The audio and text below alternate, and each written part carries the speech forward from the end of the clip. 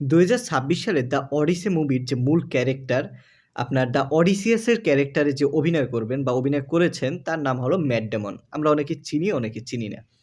তো ম্যাট ডেমনের অভিনয় সম্পর্কে বা ম্যাট ডেমন কে এবং তার অভিনয়ের মাত্রাটা কিরকম সেটা যদি আপনার বুঝতে হয় বা জানতে হয়, তাহলে আমি মনে করি আপনার তার 'ওডিসি' মুভি দেখার আগে কয়েকটি মুভি দেখা উচিত। তো যদিও তার অনেক মুভি আছে, হিউজ মুভিতে সে অভিনয় করেছেন এবং সবথেকে বড় ব্যাপার হলো সে সাইড ক্যারেক্টার হিসেবে একটু বেশি অভিনয় করেছেন। যেজন্য অনেক মুভির নাম বললে হয়তো আপনারা ভাববেন যে এটার তো মূল ক্যারেক্টার অন্য কেউ।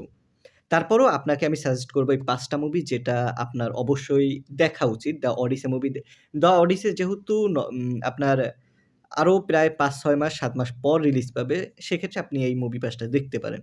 তো আপনি দেখতে পারেন ১ম এ 'দ্য মার্টিন' যেটি মুক্তি পায় ২০১৫ সালে।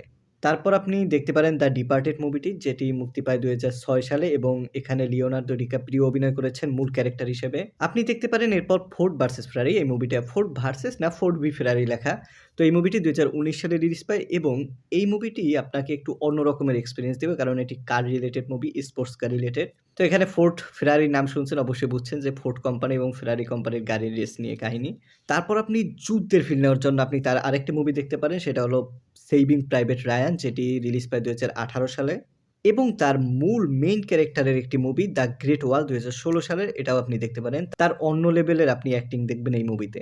তো এই আরকি আপাতত এই ৫ টা মুভি আপনি দেখতে পারেন। তারপরও যদি তার আরো মুভি দেখার ইচ্ছে হয় তাহলে গুগল করে অনেক মুভি আছে, অনেক মুভি দেখতে পারেন। ওকে?